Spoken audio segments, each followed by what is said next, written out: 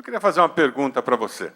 Uma pessoa que está sempre na igreja, que não faz boas obras, ela sempre está presente em reuniões religiosas, mas não faz boas obras, é impiedosa com o próximo, fofoqueira, uma pessoa pornográfica, uma pessoa maliciosa, que não honra seus compromissos financeiros.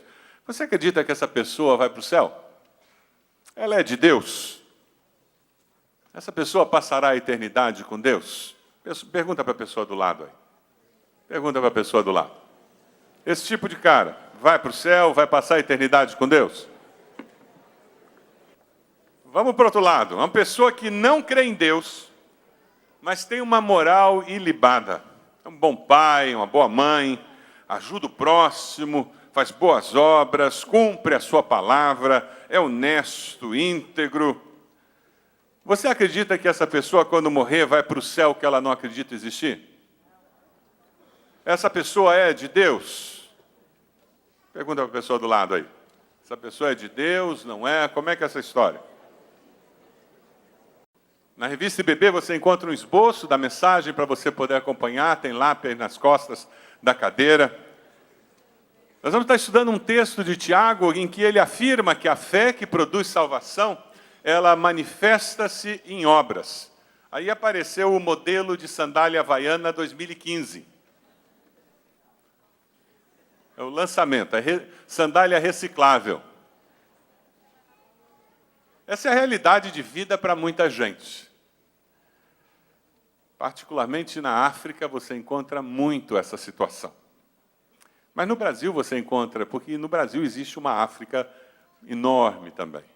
Tiago afirma que a fé que produz salvação, ela manifesta-se em boas obras. Fé que é sentimento intelectual, ela é estéril. Ela não produz obras e não produz salvação. Obras sem a fé salvadora em Cristo também são mera expressão de uma tentativa frustrada do ser humano, ou de ganhar o favor de Deus, ou de ser aceito pelo seu próximo. Nós vamos conversar, lendo esse texto de Tiago, capítulo 2, a partir do versículo 14, sobre um teste de veracidade da nossa fé e da nossa relação com Deus. Você pode abrir lá em Tiago 2,14, na sua Bíblia? Conecte-se lá no seu celular. Veja se tem alguém perto de você que não tem acesso ao texto bíblico. Nós vamos permanecer nele durante toda a mensagem. Assim você pode repartir com a pessoa que está perto de você. Tiago, capítulo 2, lá no finzinho do Novo Testamento, a partir do versículo 14. Como é que você diferencia entre diamante e vidro? O diamante, quando você joga no chão, ele quebra? O vidro quebra? Como é que se diferencia entre ouro e latão? O que acontece com o latão com o passar do tempo? Ele escurece, o ouro não. Como é que se diferencia entre uma parede de tijolo e uma parede de drywall? É só dar um soco nela. A de drywall você faz um buraco, e você não precisa ser o Superman. O que é genuíno passa no teste. Em Tiago 2, ele fala sobre uma fé verdadeira, ele fala sobre uma fé que produz salvação, e ele diz que as obras são o grande teste da fé genuína e verdadeira. A partir do versículo 14, o texto nos diz: de que adianta, meus irmãos, alguém dizer que tem fé, se não tem obras? Acaso a fé pode salvá-lo? Se um irmão ou uma irmã estiver necessitando de roupas e do alimento de cada dia, e um de vocês lhe disser, vá em paz, aqueça-se, alimenta-se, até satisfazer-se, sem porém lhe dar nada, de que adianta isso? Assim também a fé por si só, se não for acompanhada de obras, está morta. Mas alguém dirá, você tem fé? Eu tenho obras. Mostre-me a sua fé sem obras, e eu lhe mostrarei a minha fé pelas obras. Você crê que existe um só Deus? Muito bem. Até mesmo os demônios creem e tremem. Insensato. Quer certificar-se de que a fé sem obras é inútil? Não foi Abraão, nosso antepassado, justificado por obras, quando ofereceu seu filho Isaque sobre o altar? Você pode ver que tanto a fé como as obras estavam atuando juntas, e a fé foi aperfeiçoada pelas obras. Cumpriu-se assim a escritura que diz: Abraão creu em Deus, e isso lhe foi creditado como justiça, e ele foi chamado amigo de Deus. Vejam que uma pessoa é justificada por obras e não apenas pela fé. Caso semelhante ao de Raabe, a prostituta. Não foi ela justificada pelas obras quando acolheu os espias e os fez sair por outro caminho? Assim como o corpo sem espírito está morto, também a fé sem obras está morta. Versículo 26 é daqueles que tem que estar sublinhado na nossa Bíblia, ou colocado aí um amarelo no nosso celular, para chamar a atenção. É o tipo do texto que é fundamental para a nossa fé. Atos de bondade que nós realizamos, eles devem sempre ser o resultado do nosso saber, que produz o nosso fazer. Saber e fazer, doutrina e prática, eles são inseparáveis, eles caminham juntos. Sentimento sem ação, conhecimento sem ação, é sentimentalismo, é balela, é conversa fiada. Questionamento de uma fé que não se manifesta pelas obras deve ser feito diariamente, dioturnamente. Toda vez que nós encontramos alguém que se diz discípulo de Jesus e não manifesta esse ser discípulo de Jesus em obras, essa pessoa precisa ser confrontada com essa incoerência. Porque ou ela está se enganando, ou ela está sendo enganada por algum líder que prega um evangelho água com açúcar, um evangelho que não é o evangelho do Senhor Jesus. É inaceitável. Nós vemos uma fé cristã que é simplesmente religiosa, nominal. Ou, quem sabe, uma fé cristã capitalista que manipula Deus como se Deus fosse manipulável. Você encontra hoje muitas pessoas defendendo a teologia da prosperidade, em que eu exercito a minha fé em benefício próprio. Então, eu simplesmente quero melhorar, porque eu quero dirigir o carro do ano, eu quero ter dinheiro na conta, eu quero morar em mansão, eu quero ser rico. E eu exercito a minha fé em benefício próprio, para eu levar vantagem. Isso é fé capitalista, e isso não existe na Bíblia. Na Bíblia nem existe fé socialista, nem capitalista. O que existe é uma fé no Deus vivo. Deus não se deixa manipular por nós. Se a minha fé não se manifesta em coisas simples como a maneira como eu negocio, quando estou fechando uma compra ou uma venda, se a minha fé não altera a maneira como eu trato os meus funcionários, na hora que pago encargos, pago responsabilidades e busco até pagar um salário justo, se ela não afeta a maneira como eu me relaciono com o meu patrão, com o meu supervisor, com o meu diretor, não com uma postura de subserviência, mas com uma postura de respeito, de honrar quem tem autoridade sobre mim, se eu não entendo que eu fui chamado para ser agente de transformação dessa sociedade, pela minha postura de vida, eu não entendi o que é ter uma fé em Cristo Jesus, o que é ser discípulo de Cristo. Eu e você fomos chamados por Deus para viver como agentes de transformação nessa sociedade. É por isso que nós somos chamados a ter uma fé em um Deus que produz mudança. Essa é a minha grande preocupação com o crescimento dos evangélicos nos últimos anos na nossa sociedade. Nós não estamos produzindo mudança nas estruturas sociais da nossa nação. Precisa acontecer. É por isso que nossa igreja tem investido tanto em discipulado. É por isso que nós falamos tanto em estudo da Bíblia, leitura da Bíblia. É por isso que nós incentivamos tantos a virem durante a semana fazer CFI, a no domingo virem para as classes da escola bíblica dominical. É por isso que nós incentivamos tanto você a anotar o que você está ouvindo na mensagem, você conferir, porque nós queremos ser uma igreja firmada na palavra, de pessoas que se espalham pela sociedade e causam mudança na sociedade. Porque para isso fomos chamados pelo Senhor. O projeto de Deus é que porque você mora naquele prédio, aquele prédio seja melhor. Porque você foi colocado por Deus naquele condomínio, aquele seja um condomínio melhor, porque você está ali. Porque você faz parte daquela família e você começou a namorar aquele rapaz, aquela moça, aquela família vai ser abençoada porque você está agora frequentando aquela família. O projeto de Deus é que nós sejamos agentes de transformação. Quando você chega no lugar onde você trabalha, as pessoas dizem que bênção ter você trabalhando aqui comigo. É essa a percepção que as pessoas têm? Ou você é o chato? Porque tem gente que acha que ser crente é ser chato. Você conhece gente assim? Que tem crente que é chato mesmo. É o famoso não pode, tudo está errado. Conhece o crente assim? Tem pessoas que acham que seguir a Cristo é ser o chato da sociedade. O nosso desafio como agente de transformação é mostrar que a vida com Cristo é abundante, gente. É mostrar como é bom seguir a Jesus. Veja os versículos 15 e 16.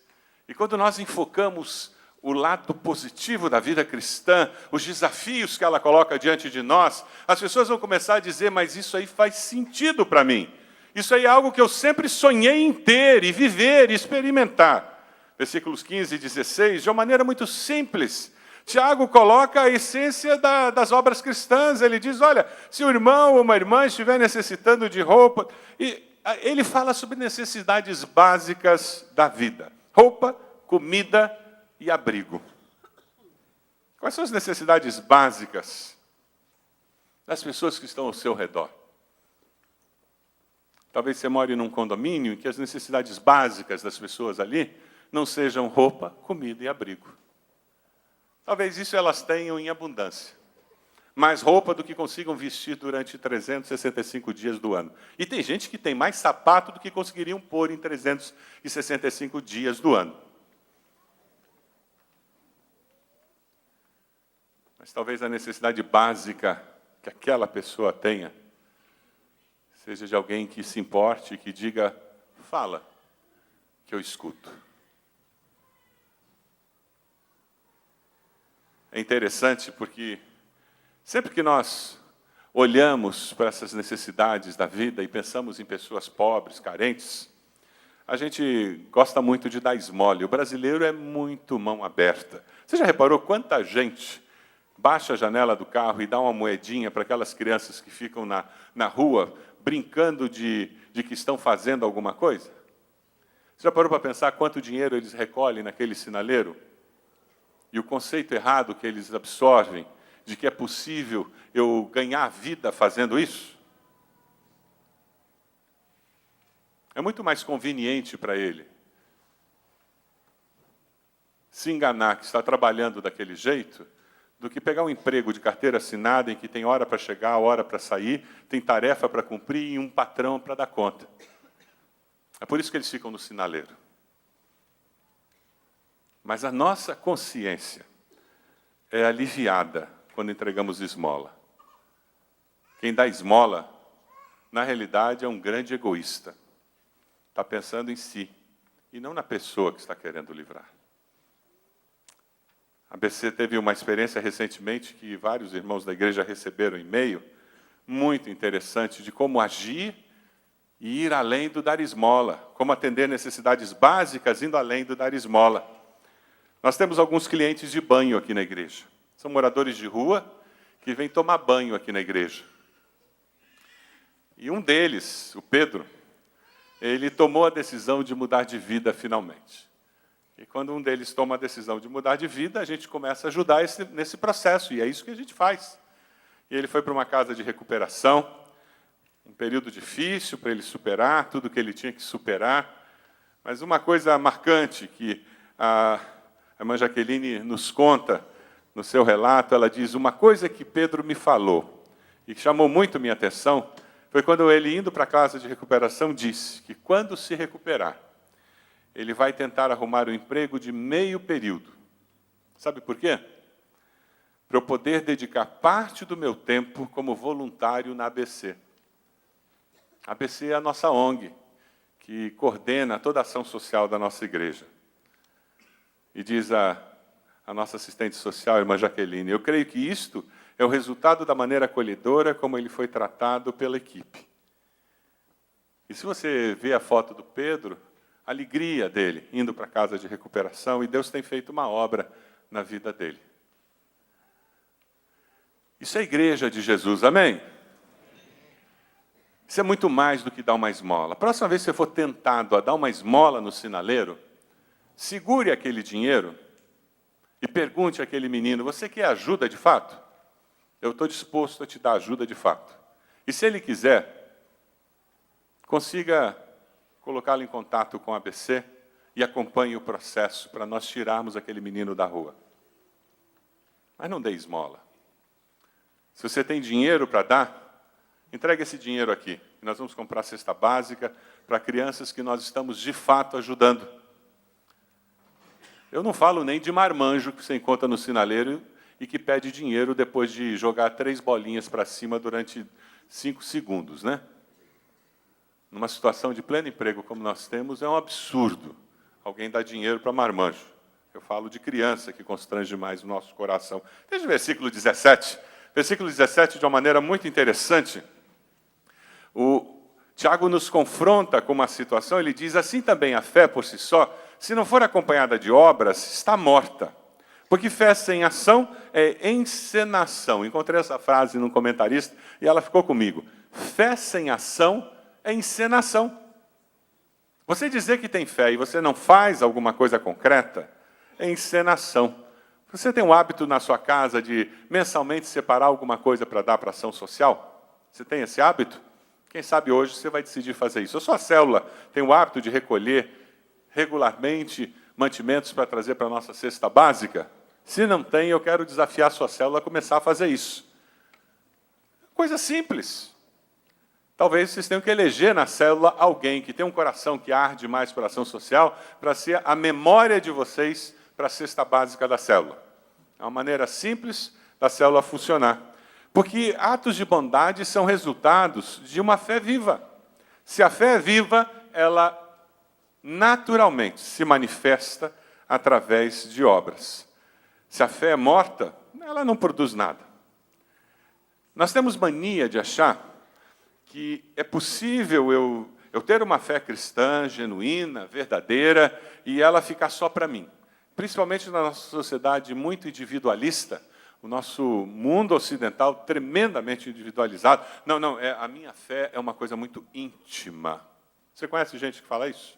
É uma coisa muito pessoal, eu não falo para ninguém. Ninguém sabe da minha fé.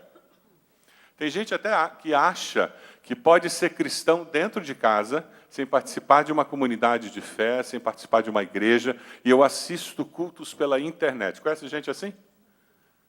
Não existe isso. A fé cristã é uma fé comunitária. Ela é experimentada e vivida em comunidade.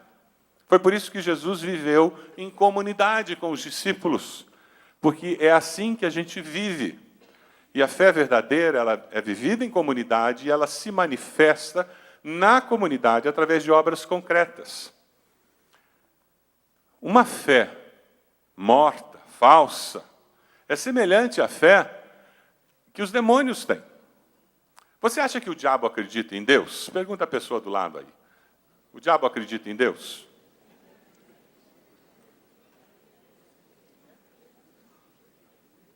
Se tem alguém que sabe que Deus existe, é ele. Você, de vez em quando, pode até ter umas dúvidas. Será mesmo? Eu me lembro, logo que eu aceitei Jesus, eu tenho uma formação exata, né, de engenharia mecânica, então a minha cabeça era muito 2 mais 2 é 4. O mundo era visto assim, cartesiano ao extremo, causa, consequência, era tudo assim. E era essa a minha cosmovisão. Quando eu fui fazer teologia, área de humanas, gente, eu ia ler livro de filosofia, eu tinha dor de cabeça, literalmente. Meu primeiro professor de filosofia, ele sofreu comigo. Gente, eu lia uma página e dizia, o que estão dizendo aqui? Eu não entendia, eu lia de novo. Mas Deus foi misericordioso comigo. Mas o interessante do processo é que nessa caminhada de aceitar Jesus, naqueles primeiros meses, eu não sei se isso aconteceu com você, muitas vezes, me vinha uma dúvida, assim, uma coisa assim que era como uma nuvem que baixava em cima de mim. Meu Deus, e se tudo isso for mentira? Era como uma nuvem que vinha, porque a fé não é 2 mais 2 é 4. Ela é intangível, ela não é lógica, ela foge à nossa compreensão. Não tem um teorema que você prova. Então, para mim, era um exercício, assim, era quase uma violência. Alguém já sentiu isso? Eu não estou sozinho. É isso mesmo. E sabe, faz parte da nossa luta.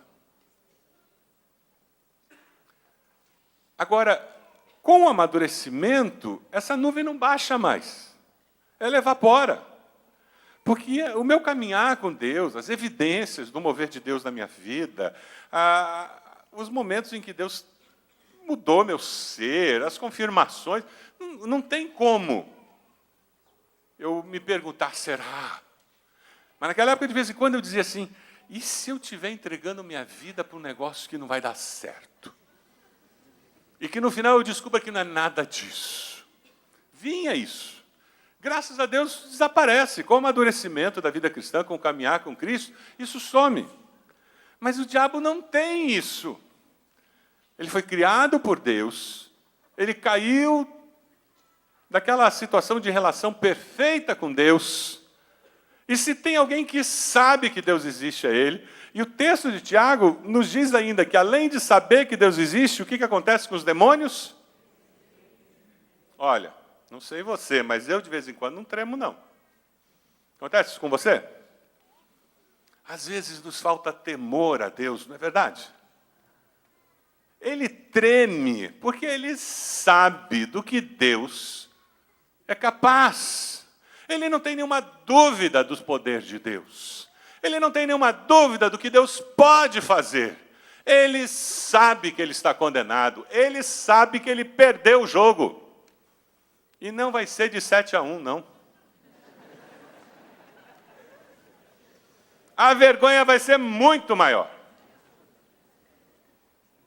Ele perdeu e perdeu feio.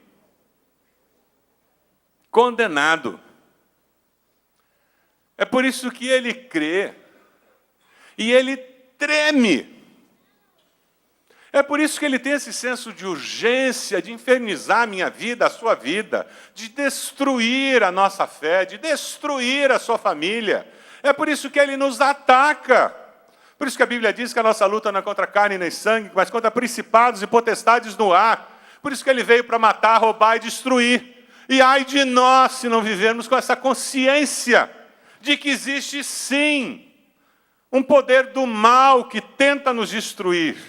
E ai de nós se não vivemos com a consciência que maior é aquele que está em nós do que o que está no mundo. Amém? Ai de nós se não tivermos consciência que Jesus já venceu e que com ele nós somos mais do que vencedores. Amém? Satanás tem consciência, os demônios têm consciência do poder de Deus e tremem. Mas, queridos, a fé deles é morta. É uma fé que não produz mudança. Você acredita que Satanás vai se arrepender algum dia? A fé é viva. A fé em Deus que produz mudança. A fé em Deus que aproxima o ser criado do Criador. É aquela fé descrita em Efésios 2, 8, 9. É aquela fé que vem de arrependimento dos pecados. É aquela fé que vem de alguém que confessa Jesus como Salvador e diz, me perdoa, Deus, eu reconheço que Jesus morreu na cruz pelos meus pecados, Deus, até quando eu tento acertar, às vezes eu erro, Deus, às vezes eu sou mal intencionado mesmo, às vezes eu desejo mal a alguém, Deus me perdoa. E quando nós chegamos aos pés da cruz e com o coração arrependido, nós confessamos nossos pecados, nós descobrimos que Jesus olha para nós e diz, eu estou morrendo aqui na cruz por tua causa, por você. Eu derramei meu sangue para que você possa ser salvo, para que você possa experimentar uma nova vida, para que você possa viver uma vida diferente, para que você possa ter certeza de vida e vida eterna.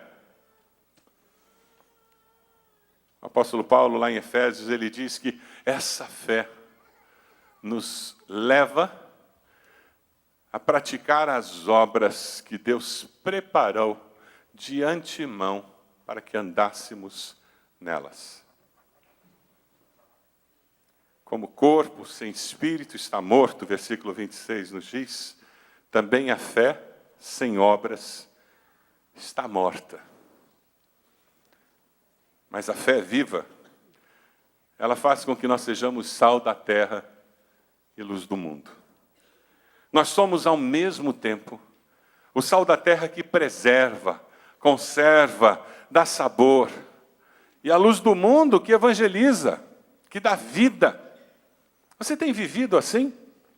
Onde você está, você faz com que o ambiente seja mais saudável. Era isso que o sal fazia. O sal evitava que as coisas estragassem. Eles não tinham freezer, não tinham congelador, eles não tinham geladeira. Ou eles colocavam o sal para evitar que as coisas estragassem, ou as coisas estragavam. E o Senhor diz, você na sociedade é o sal. John Stott faz uma afirmação muito forte. Ele diz, se a sociedade está moralmente degradada, a Igreja de Cristo é a maior responsável, porque elas não têm sido sal da sociedade. Não têm evitado que ela se degrade. Quando um colega seu do trabalho começa a dizer que está traindo a esposa, o que você faz? Quando um colega seu de trabalho, uma amiga, começa a dizer que marido é uma desgraça, que casamento é a pior coisa do mundo, e que marido é horrível, o que você faz? Você reafirma valores cristãos? Você faz ouvido de mercador? Ou você mergulha dentro e mete a boca nos maridos?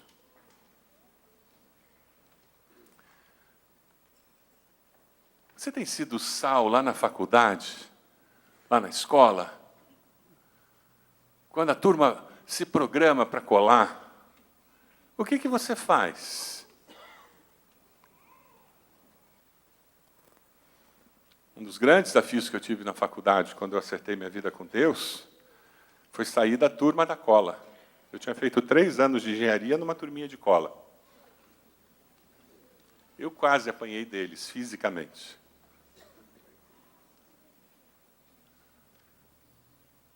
E o duro foi estudar 3 anos. Porque agora eu não colava. Aí que foi o complicado. Foi eu recuperar o que eu não tinha estudado. Sal da terra, luz do mundo.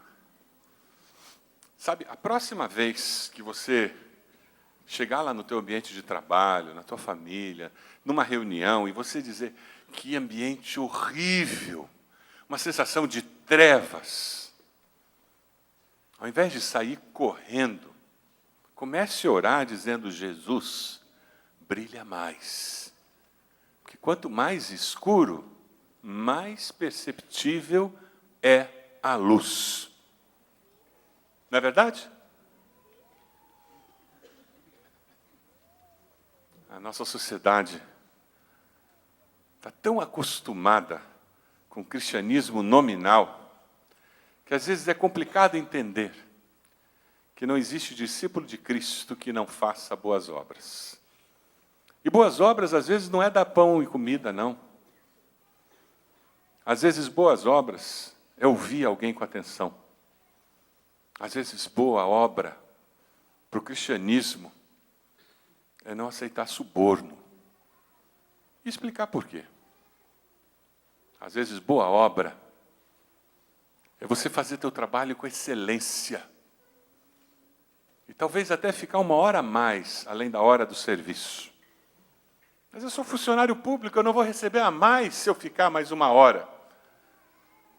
Mas não interessa.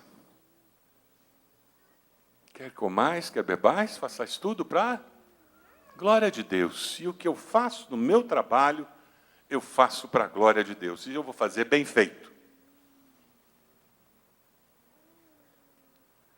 Isso é boa obra. Ah, meus irmãos. Aí nós começamos a impactar a sociedade. Boa obra é eu me dispor para vir num sábado, como o pessoal do Linha da Vida faz, para atender a população carente no nosso ônibus Linha da Vida. Profissionais da área de saúde, irmãos voluntários, dedicam do seu tempo. Você pode fazer isso? Não é todo sábado, não. 1 vez por mês. Que diferença! Que diferença! Coisas simples. Atos de bondade da célula. Algumas células começaram a levar café quente para cobrador, em tubo, de ligeirinho. Imagina nesse frio ficar naquele tubo. Atos de bondade. Que atos de bondade a sua célula vai fazer nesse mês de agosto? Estou curioso para ver. O povo é criativo. Tenho certeza que vocês vão ter umas ideias incríveis, como já tiveram no passado. Coisa assim completamente fora do normal. Eu quero ver a foto, quero ouvir a história.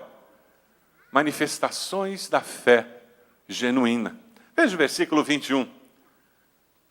Com Abraão, a manifestação da sua fé foi um desafio absurdo. Deixar a sua terra e a sua família. Uma coisa absurda, obedecer a Deus entregando o seu próprio filho. Versículos 21 a 24. Uau! A fé verdadeira se manifesta em obras. Mas também para que serviria a fé de Abraão se ele não estivesse disposto a obedecer a Deus? E a sua fé? Para que serve? De que maneira obedecer a Deus tem feito diferença na sua vida? Você está disposto a abrir mão dos seus direitos, das suas vontades, dos seus planos, para demonstrar a sua fé em Deus? Aí no verso 25 aparece o caso de Raabe. Quando Israel estava olhando a cidade de Jericó, estudando como atacá-la, aquela mulher acolhe os vigias, os espias que estavam lá, e ela faz um pacto com eles. Quando vocês atacarem, todos dizem que o Deus de vocês há de dar a vitória a vocês. Protejam a mim e a minha família. E um pacto é feito. Se Raabe não tivesse fé, não arriscaria sua vida para salvar os vigias. E ela salva os vigias, e eles escapam pela muralha à noite, e assim eles conseguem retornar. Mas para que serviria a fé de Raabe se ela não estivesse disposta a arriscar-se para ajudar os vigias? A sua fé já fez com que você corresse algum risco? Recentemente eu conversava com um irmão que perdeu o emprego, porque ele não fez nota falsa.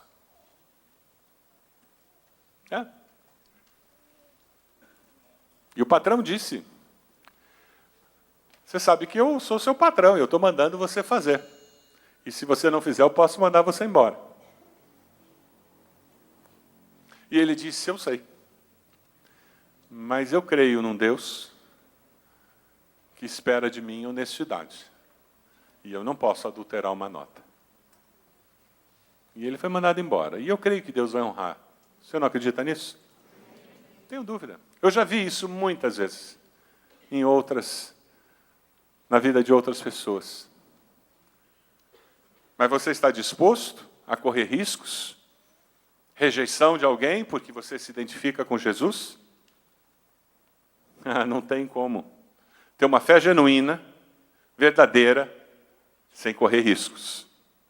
E sem colher as bênçãos da aventura de fé. Porque o seguir a Cristo é uma aventura mesmo. A fé que salva, ela resulta em boas obras. Abra sua Bíblia lá em Mateus 25. É um texto precioso, precioso. É um texto bem conhecido. O Senhor Jesus nos fala sobre o final dos tempos. Mateus 25, a partir do versículo 31. Quando o Filho do Homem vier em sua glória, com todos os anjos, assentar-se-á em seu trono, na glória celestial. Todas as nações serão reunidas diante dele, ele separará umas das outras, como o pastor separa as ovelhas dos bodes, e colocará as ovelhas à sua direita e os bodes à sua esquerda. Então o rei dirá aos que estiverem à sua direita: venham benditos de meu Pai, recebam como herança o reino que lhes foi preparado desde a criação do mundo.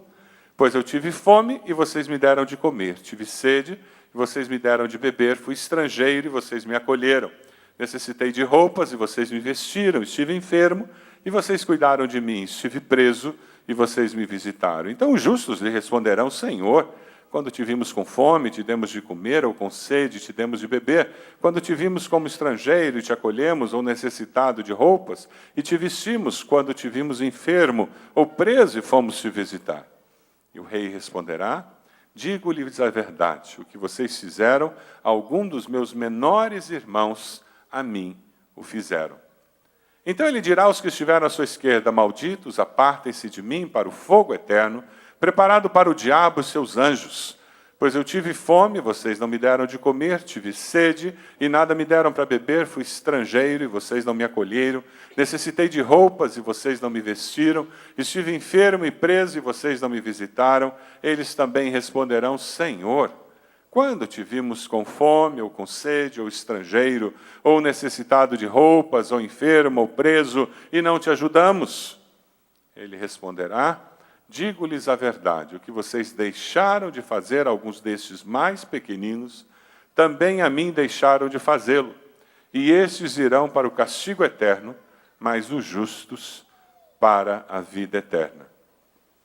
Mateus 25, 34 a 40, de uma forma muito clara, nos fala: quando vocês fizerem isso ao mais humilde, de fato foi a mim que fizeram. Salvação para os que fizeram boas obras e condenação para os que não fizeram. Então, como é que é essa história? Mateus 7, 21 a 23, nós vamos ler juntos, vai aparecer na tela. Vamos lá? O Senhor Jesus diz: nem todo aquele que me diz Senhor, Senhor, entrará no reino dos céus, mas apenas aquele que faz a vontade de meu Pai que está nos céus. Muitos me dirão naquele dia: Senhor, Senhor, não profetizamos em teu nome? Em teu nome não expulsamos demônios e não realizamos muitos milagres? Então eu lhes direi claramente: nunca os conheci. Afastem-se de mim, vocês que praticam o mal. Obras sem Jesus não salvam. Jesus sem obras é religiosidade, é falso, é vazio. Jesus com obras, nova vida e vida eterna. O único jeito de saber se de fato você tem vida eterna, se você se converteu, se você experimentou a salvação em Cristo, é ver os frutos. É por isso que muitos que se afastaram, que já estiveram conosco e se afastaram, nunca foram do Senhor. Eles eram simplesmente pessoas religiosas, que gostaram daquele momento religioso. Por isso se afastaram. A maneira de você descobrir se de fato você nasceu de novo, você está obedecendo ao Senhor? Você tem alegria em fazer isso? Os frutos da sua vida manifestam essa nova vida? Como que você se torna um cristão? Não é vindo à Igreja Batista. Isso eu posso afirmar a você. Como não é fazendo parte de igreja nenhuma. Nenhuma igreja morreu na cruz por você. Como que você se torna um cristão? É pela fé em Cristo Jesus. Ele sim morreu na cruz no seu lugar. A Bíblia diz que com a tua boca confessares a Jesus como Senhor e no teu coração creres que Deus o levantou dos mortos, será salvo. Você se arrepende dos seus pecados, você confessa Jesus como Senhor e Salvador, e quando você aceita Jesus como seu Senhor e Salvador, você começa a viver essa nova vida. Você participa de uma comunidade como essa, como expressão dessa experiência, para crescer nessa experiência. Como você vive como cristão verdadeiro? Fazendo boas obras. Só desse jeito é que você sabe que é, de fato, um cristão verdadeiro. Você pode abaixar sua cabeça, por gentileza? 2 perguntas no final dessa mensagem. Você já reconheceu Jesus como Senhor e Salvador da sua vida? Já se arrependeu dos seus pecados? Já confessou publicamente Jesus? Se você ainda não fez isso, eu queria convidá-lo a fazer isso nessa manhã. fazendo uma oração sua com Deus. Eu vou convidá-lo a repetir uma oração que eu vou fazer, e dessa maneira você vai estar manifestando para Deus o teu desejo de experimentar essa fé verdadeira, de caminhar com Ele, de experimentar o amor dEle na sua vida, a direção dEle, a presença dEle, e viver fazendo boas obras como expressão dessa caminhada com Deus. Diga assim: Senhor meu Deus, fale para Deus. Eu reconheço que sou pecador, que sou pecadora. Te peço perdão pelos meus pecados. Reconheço que Jesus morreu na cruz no meu lugar. Toma minha vida em tuas mãos. Me dê uma nova vida. Manifesta o teu poder na minha vida. Me ajude a viver fazendo boas obras. Enquanto todos estão com a cabeça baixa, você fez essa oração? Levante a sua mão. Onde você está? Eu gostaria de orar por você. Dizendo: pastor, eu orei assim. Graças a Deus. Pode abaixar. Graças a Deus. Lá atrás já vi. Pode abaixar. Mais alguém? Levante a sua mão. Onde você está? Já vi ali do lado. Pode abaixar. Aqui do lado alguém? Levante a sua mão, depois abaixe. Mais alguém? Só levante a sua mão, depois abaixe. Mais alguém? Pastor, eu fiz essa oração. Mais alguém? Graças a Deus, pode abaixar. Mais alguém? Lá atrás. Mais alguém? Graças a Deus, pode abaixar. Já vi aquela criança, pode abaixar. Mais alguém? Pastor, eu fiz essa oração. Graças a Deus, pode abaixar. Já vi aqui na frente. Mais alguém? Levante a sua mão. Onde você está? Mais alguém? Quem sabe você um dia já aceitou Jesus, mas hoje você está entendendo que a sua vida tem que se manifestar, a sua fé tem que se manifestar em obras. E de uma forma muito clara você está entendendo que você precisa se envolver com ministérios como a ação social da igreja, ministérios mais claros dentro da sua célula. Hoje você está assumindo um compromisso com Deus, de que você vai dedicar parte do seu tempo, dos seus recursos, para abençoar pessoas ao seu redor, fazendo boas obras. Levante a sua mão, se você está tomando essa decisão. Levante a sua mão. Graças a Deus, várias pessoas estão levantando a sua mão. Louvado seja Deus. Pode abaixar. Mais alguém? Levante sua mão. Onde está? Graças a Deus. Graças a Deus. Vamos ficar de pé, nós vamos cantar. Enquanto nós cantamos, rendido estou, eu vou convidar você que levantou sua mão, tomando essa decisão ao lado de Jesus tão importante. Nós temos pastores que vão estar aqui à frente. Nós gostaríamos de dar um abraço em você, nós gostaríamos de orar com você, gostaríamos de caminhar com você nessa decisão tão importante da sua vida. Venha até aqui. Você que está tomando uma decisão de dedicar mais tempo para fazer boas obras, para abençoar pessoas através de ações concretas, venha até aqui. Nós queremos abençoar a sua vida com uma oração, ministrando sobre a sua vida. Venha até aqui. Chegue aqui, estamos esperando você. Pode vir. Isso, já tem gente chegando.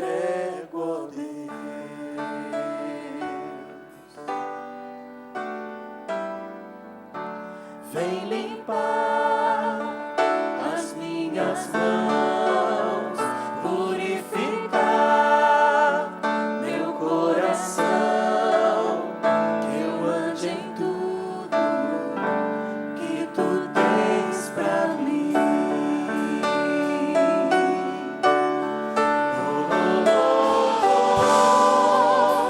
Eis-me aqui, rendido estou.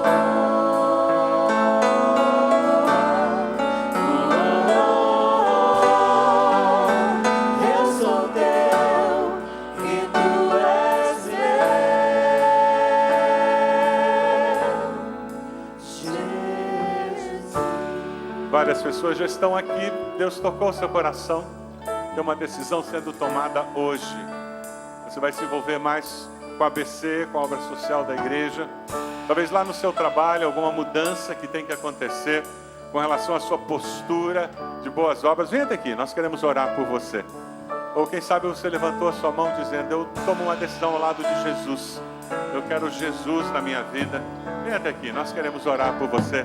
Você que tomou essa decisão. Nós vamos cantar mais uma vez. Enquanto cantamos, venha até aqui. Meus momentos, os dias meus, meu respirar, no meu viver.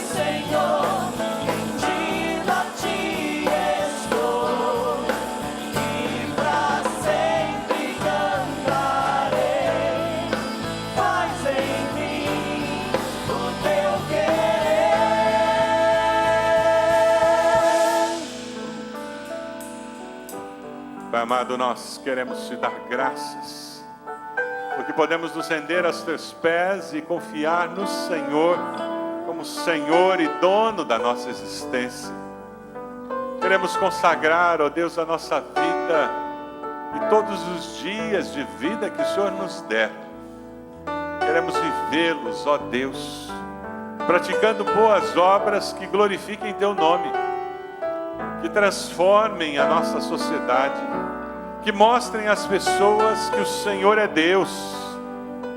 Ó Pai amado, nós queremos ter uma fé genuína, verdadeira, que produza mudanças em nós e ao nosso redor. Pai de amor, te agradecemos porque o Senhor tem abençoado as nossas vidas como igreja e de tantas maneiras. Nós temos visto manifestações da fé verdadeira nas nossas células, nas nossas famílias. Te louvamos por isso e pedimos que o Senhor continue fazendo essa obra, usando nossa igreja para glorificar o teu nome. Ó Deus, abençoa também todos que estão aqui à frente. O Senhor conhece a decisão de cada coração. O teu Santo Espírito mesmo foi quem tocou em nossos corações. Eu peço que Ele confirme essa obra no coração de cada um desses irmãos. Oro por aqueles que estão tomando uma decisão ao teu lado. Ó Deus amado, abençoa-os com teu Santo Espírito, esteja selando-os, ó Deus, com a vida eterna. E que a vida deles seja uma vida que frutifique, que eles abençoem seus familiares, que eles falem com eles do teu grande amor, que eles falem com vizinhos, que, ó Deus, a cidade ao redor deles seja diferente, porque eles conhecem ao Senhor. E nos ajude como igreja a abençoarmos esses teus filhos. Nós oramos assim, no nome de Jesus. Amém, Senhor. Amém. Quero convidar vocês que aceitaram Jesus a caminhar aqui com o pastor Falcão até ali a sala do aconselhamento. Queremos abençoar a sua vida ali um pouquinho mais. A congregação pode se assentar.